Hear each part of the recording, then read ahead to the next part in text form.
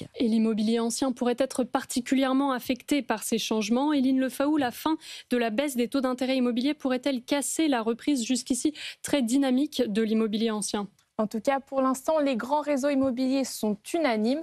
L'activité est repartie et la reprise est solide. Le réseau ERA, par exemple, constate au premier semestre une hausse des ventes de l'ancien de 11% sur un an.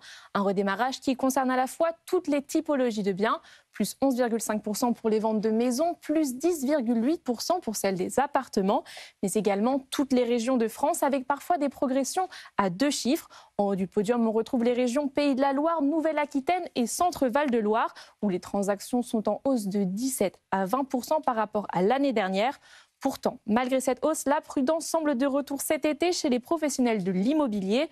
Le site Imono, qui interroge régulièrement les notaires sur leur perception du marché, constate même un recul considérable par rapport à l'année dernière. En juillet, seuls 3% des notaires interrogés tablent encore sur une hausse des ventes ces prochains mois. C'était 34% lors du baromètre de juin. Autre élément qui risque de peser sur le marché, Eline, la gourmandise des vendeurs, avec des prix qui, eux, repartent à la hausse. Alors la plupart des grands réseaux d'agences préfèrent parler de phase de stabilisation, mais oui, la hausse est bel et bien de retour dans de plus en plus de villes en France. Comptez par exemple entre 1,5 et 2,5% de hausse de prix sur un an à Paris, Lyon, Bordeaux ou encore Toulouse.